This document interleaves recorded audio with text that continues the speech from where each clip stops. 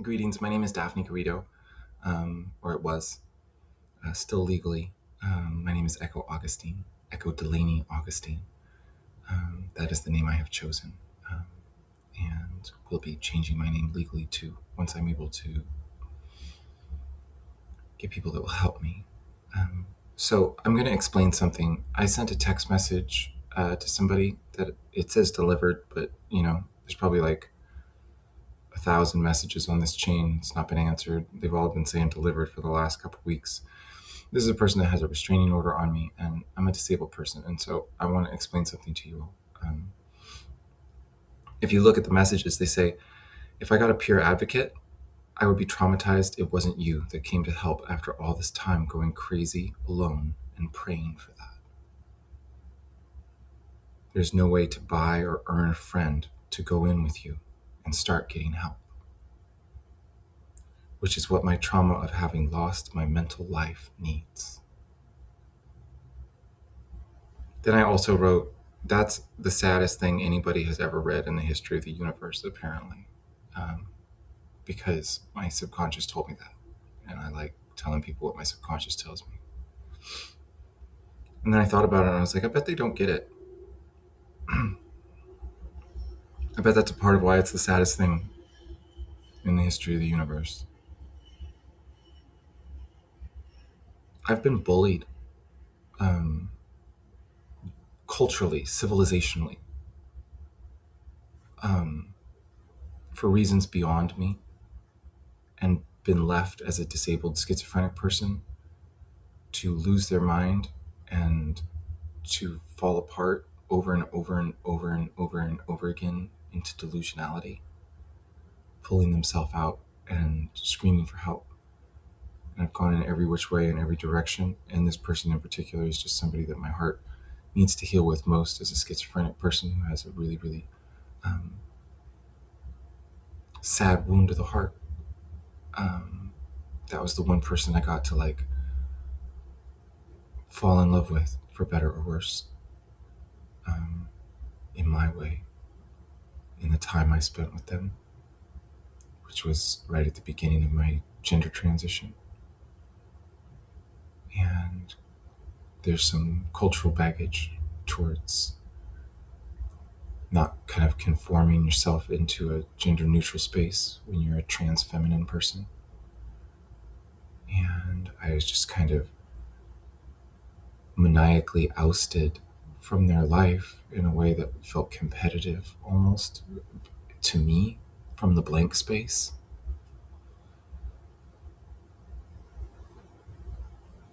And I've still loved them the whole time. Been like, I just want to hug.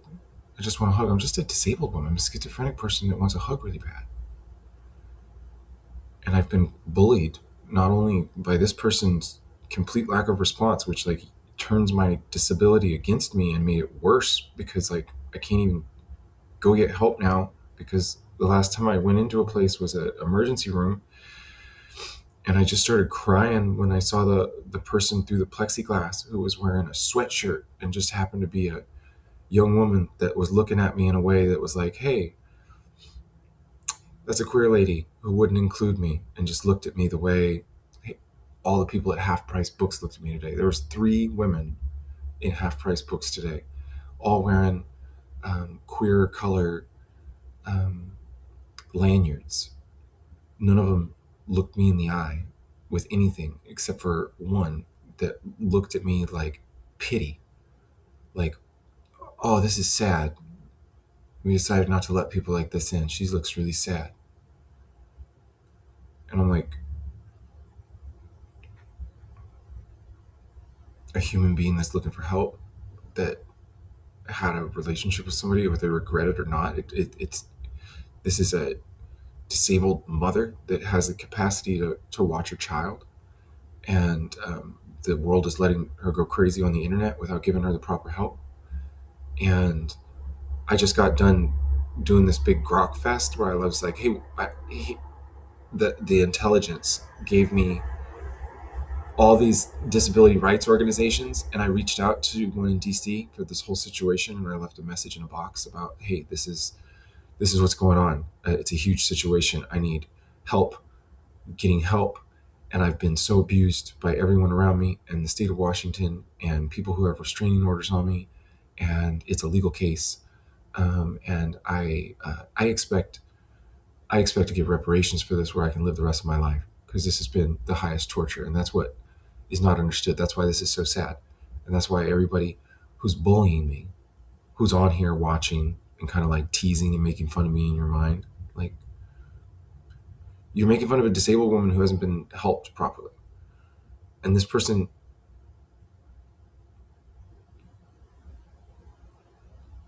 is a peer advocate. And it's just like they literally are the one that snapped me by blocking me when I typed like the sweetest, saddest, most disabled message ever, just asking for a hug one day for somebody, and they didn't make any sense to me. It broke my logic center. And then I go look for help places, and I just like, I'm so traumatized by that. So traumatized by getting blocked by somebody after like I really needed to talk to them. I really needed to talk to them at the very least. And that's all I asked for at that time. And like maybe have a healing hug one day. And they just blocked me, and it doesn't make any sense to me. And and then they let me go crazy at them on the internet for like 5 months, and then they put a restraining order on me, and they go to like, it's probably because they feel trapped. Because there's no right answer other than, okay, I'm going to come find a way to give you a hug, and they don't want to. And it's like they're playing a game against me. It's like this is my life. I'm a disabled person who loves you. I'm a disabled person who loves you and lost her daughter, and I still love you. And it's like you're trying to teach me not to, or you just don't care.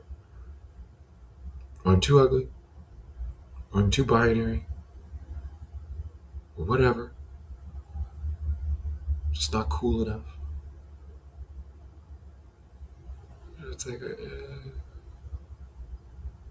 okay, I guess I'll be extra disabled the rest of my whole life because I loved somebody who won't give me a hug when my mind went praying for them to come give me a hug. It's like I've factually proven it. It's like heartful trauma is a scientifically understood thing.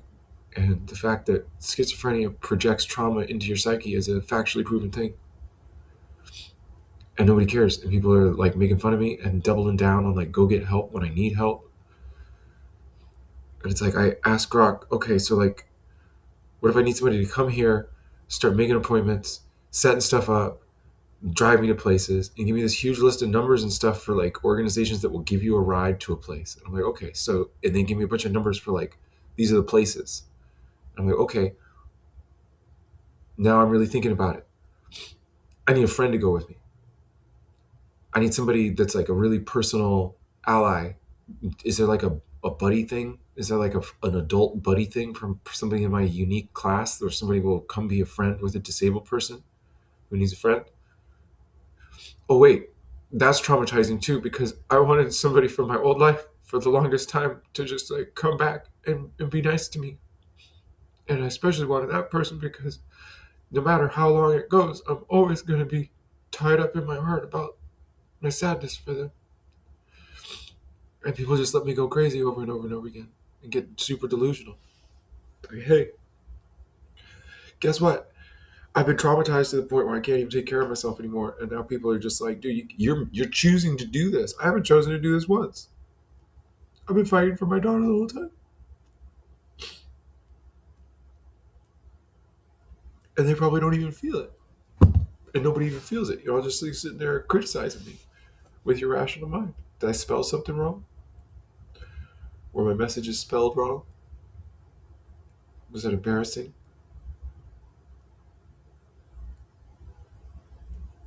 Did I not ask for help the right way? It's horseshit.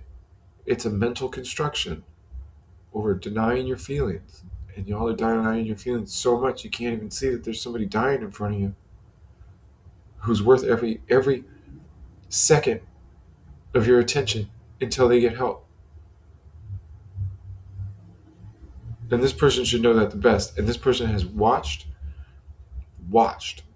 They've seen my messages. They haven't seen all of it. They probably don't look at stuff that looks like it's not for them, whatever that means. But there's absolutely no way they haven't seen something. Enough. There's no way they didn't understand when I sent my first messages that that's a schizophrenic person that needs help. And they told me to get help. That was 6 months before I sent the email where they blocked me. I've been looking for the right help the whole time and I haven't found it once. And there's just no place for me to go. And I don't have any friends. And so I'm going to get somebody to help me from a disability rights organization. And I'm going to walk traumatized through every step of whatever process I get whisked away into, because nobody will stand beside me and help me. And always and forever, when I see somebody in a cozy sweatshirt that looks like looks a lot like the person who I would like to hug, to heal my heart for how I went in my mind, uh, I'm always going to cry. I'm always just this disabled person I got really sad for a while, and I thought about, like, what if I got put away when I was really sick with it? I was like, I got so twisted up in a whirlwind by this person's blank space and my disability working together and the no help, and like the fact that they made it so traumatizing to even look for help, because I swore to God it was going to help me get my heart healed to reach out when they blocked me. I was just like so relieved before I sent that message. I was like, it's going to be over. I was brave. We'll talk and I'll feel better. And we haven't talked once. And it's almost been another year, right? No, not quite. No, we got months left. And I've just been sitting here dying. And I've been leaning into it because I have to operate in my creative space. And nobody will help me. And it's a very unique disability and a very unique trauma, and nobody will understand it because human decency is something that is not really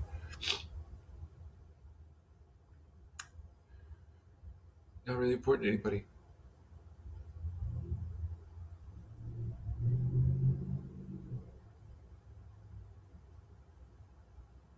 And it's probably the saddest message in the world to somebody, especially when they look back at it, maybe after this explanation, because they realize, because they were so cruel in the way that they blocked me, and the way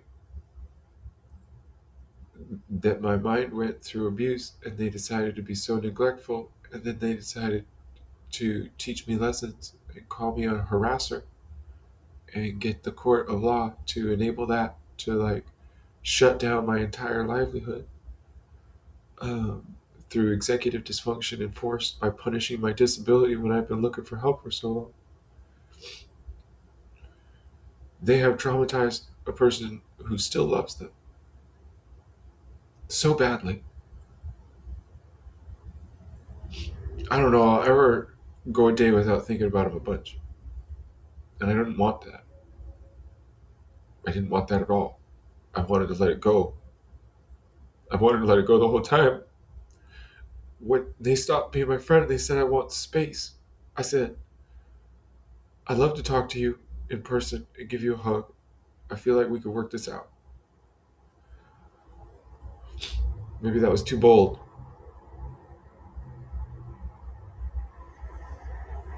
I just swore that if I saw him and I gave him a hug, we'd be friends again in whatever way was appropriate, and we could get through whatever the difficult emotions were. And I just wanted to see him face to face.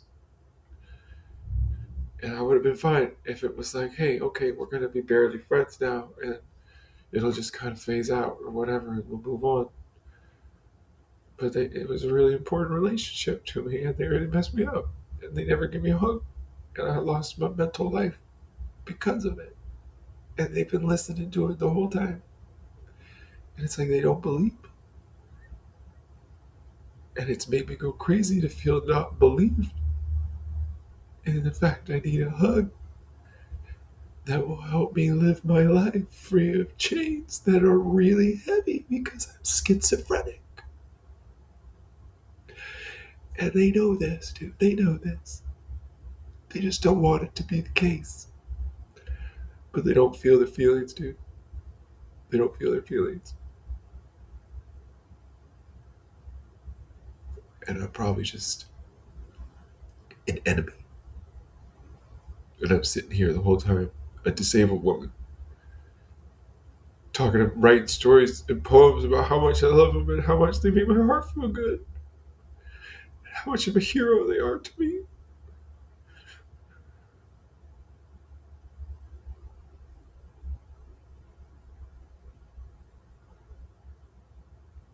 And they're bullying me. And I lost my daughter. And everybody else is worse. Because if I got better with help before now,